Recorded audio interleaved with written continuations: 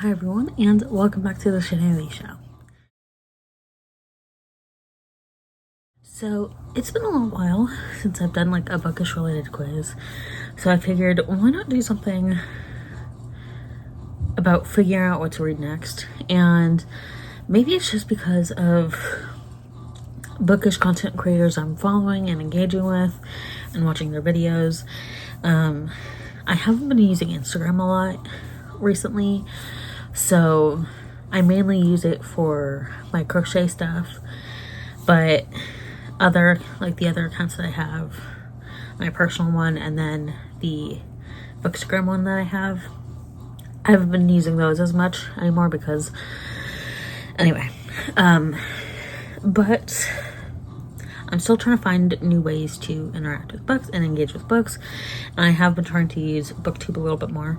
But getting back on track, again, maybe it's just because of some of the creators I've been engaging with. Most likely it's that. But the Booker Prize has kept showing up in my feed in one form or another, or in one context or another.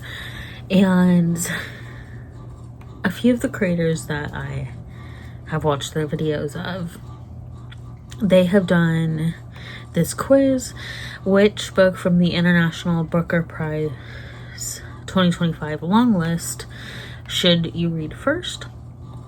Hence this video.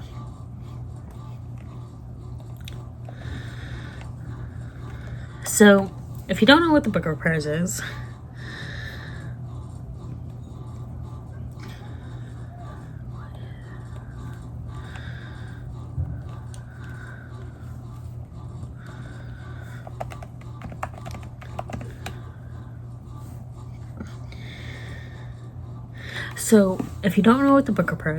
the Booker Prize specifically is English language novels and novels that are published in the UK, in Ireland, in England.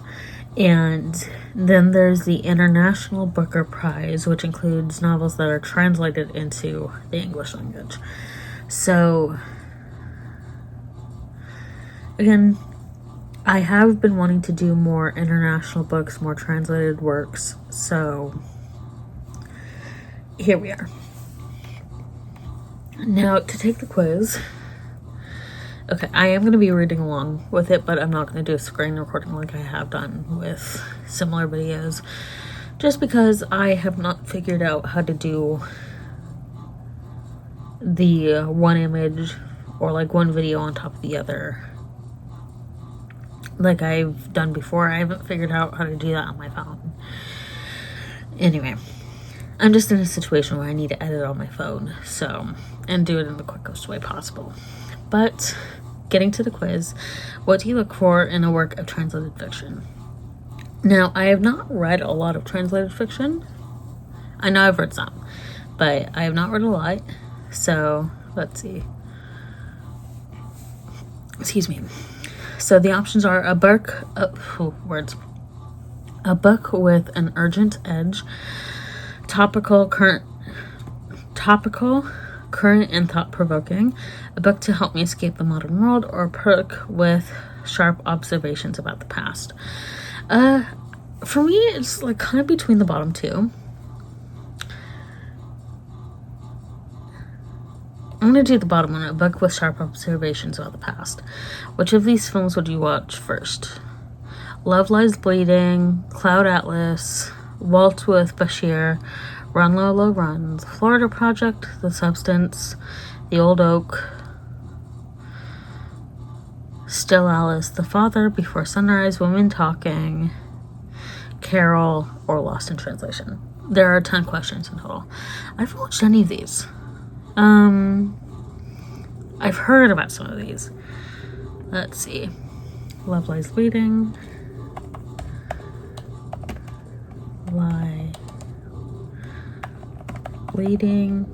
Okay. Let's see. Love Lies Bleeding. 2024 thriller romance. Okay. Okay, so it's about a reclusive gym manager who falls hard for an ambitious bodybuilder who's heading to Las Vegas to pursue her dream. Their love scene leads to violence as they get pulled deep into the webs of Lou's criminal family. Ooh, that sounds fun. Cloud Atlas. Yes, I am looking into this, and you are coming along with me.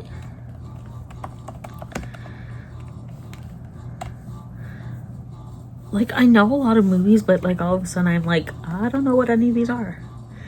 Okay. Actors take on multiple roles in an epic that spans 5 centuries. An attorney harbors a fleeing slave on a voyage from the Pacific Islands in 1849. A poor composer in pre-World War II Britain struggles to finish his magnum opus before a past act catches up with him, and a genetically engineered worker in 2144 flees the forbidden stirring of the human consciousness. Feels, not flees. Okay, that one sounds interesting. So maybe right now it is between the first two, Waltz with Bashir. You know what? I probably will go with Cloud Atlas because, you know, like my guy is saying that one. Long books, short books, or short stories. What are you looking for in terms of length? So the bigger the better, something short and sweet. How about a happy medium?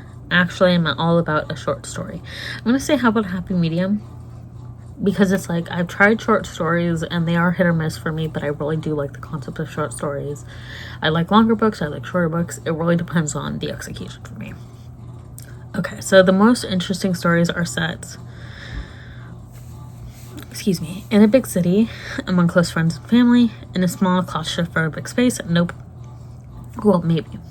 If it's a closed door murder mystery, maybe. In a world beyond my imagination, or in a life or death situation. Now, like, I've seen a lot of people go for, like, in a big city. But, like, I've lived in a big city my whole life, and I don't like it. I mean, I like cities, but, like, not a big city. Not in a small, well, what are we talking about in a small claustrophobic space? Because that one's hit or miss for me. I wouldn't say, like, beyond my imagination. Like, if we're talking about fantasy, then that's not necessarily beyond imagination for me, at least. But if we're talking about unreliable narrators or characters who aren't fully there, you know, or like a main character who isn't fully there, or we don't know how. Anyway, in a life or death situation, I'm gonna go with.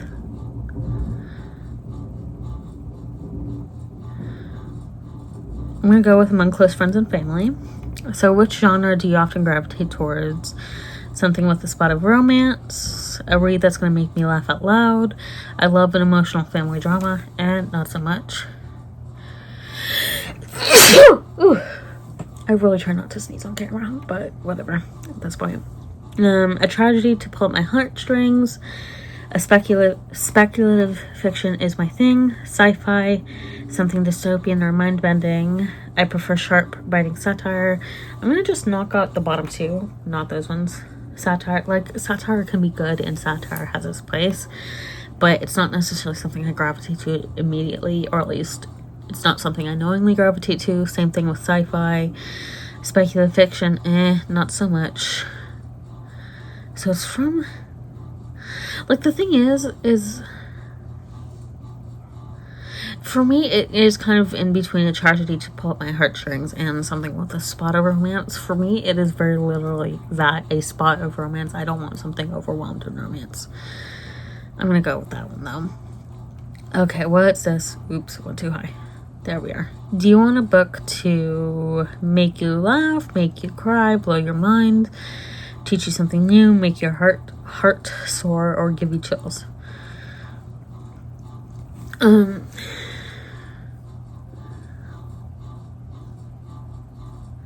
I'm gonna go with teach you something new, just because I feel like, especially with like books who are written by BIPOC authors, or authors who don't look or identify similarly to you do, I feel like that's a good thing. So, and I feel like all books can teach you something new, even if it is like fiction. So, oh geez, this is getting so annoying. Your ideal central characters are unreliable witnesses, familiar and easy to empathize with, lose their grip on reality, strong independent women, accorsive voices offering multiple perspectives, underdogs on the fringes of mainstream society. I'm okay with unreliable witnesses. I'm okay with that. I'm okay if the main characters or the main cast of characters, I'm okay if they're not easy to empathize with, because sometimes a well-written character isn't always a good guy. But that doesn't make... But they can still be, like, a good character because they're written well. And, like, if it's done in a way... I'm going to stop there because I don't know how to explain it much more than that, and that was a really great way to explain it. Losing their grip on reality, I'm okay with. Strong, independent women. That one's kind of a fine line for me, because I feel like if we look at, like, fantasy, I feel like we have so many books and just, like, media in general, shows, movies, etc., where it's, like, to be a strong woman, to be independent means you have to be a badass bitch, which is great, but at the same time, it's like, sometimes some of us just want to be Snow White, and that's okay. We don't all have to be fighting on battles, like, out on the battlefield. Like, anyway. So, Course of Voices. I'm going to say A Course of Voices offering multiple perspectives, kind of going on that same train earlier, where it's like trying to read more outside of your demographic. Okay, so when choosing a book, what draws you in, social and political themes, depending on what kind of a book we're looking at. Complex characters, a juicy plot with unexpected twists, immersive atmospheric setting, or a perspective that's very different from my own. I kind of look at, like, all of these, but again, it really depends on the book itself and, like, what the plot's about. Obviously, I pick up a book for its cover if I haven't heard of it. And then once I look at, like, the plot, hopefully the synopsis doesn't give too much. I'm going to say an immersive atmospheric setting. Which writing style do you gravitate towards? Straightforward and concise, richly poetic and descriptive, unique and experimental, introspective and philosophical. Not so much the bottom one. I don't mind those, but that's not something I gravitate towards. It's kind of the middle two. I'm going to go richly poetic and descriptive. Do you judge a book by its cover? Always. Okay. The thing is I'm very much of the opinion of, if you don't judge a book by its cover, then you're lying. And it's like, the cover may not be why you pick up a book, but you may pick up a book because of its genre or because it's an author you like. But at some point, you're going to judge the book's cover. So you're judging the book by the cover. Okay, so let's see. I should read On Women's Madras by Astrid, translated by Lucy Scott. When Noenka's abusive husband of just 9 days refuses her request for divorce, she flees her hometown and Suriname on South America's tropical northeastern coast for the capital city of Paramaribo. Unsettled and unsupported, her life... I lost my place. Her life in this new place is illuminated by romance and new freedoms, but also forever haunted by her past and society's expectations. Okay, strikingly translated by Lucy Scott, Astrid Roemer's classic queer novel is a tentpole of European and post-colonial literature amid tales of plantation dwelling snakes, rare orchids, and star-crossed lovers. It's also a blistering meditation on the cruelties we inflict on those who disobey. Roemer, the first Surinamese winner of the prestigious Dutch Literary Prize, carves out post-colonial Suriname. Please let me know how to pronounce that. In barbed, resonant fragments, who is Noenka? Who is Noenka? Roemer asks us. I'm Noenka, she responds resolutely, which means never again. That sounds interesting. Okay. On a Woman's Madness. Okay. So I have a book to add to my TBR pile. Let's see. On a Woman Madness genre. Let's see. What's the genre? Okay. So LGBTQIA and psychological. Okay. So this is what I will add to my TBR. I'll just see if I can find it at Barnes & Noble. I don't think they'll have it. I can maybe get it through the app. But if you want to do this for yourself, the link for this quiz is down below in the description.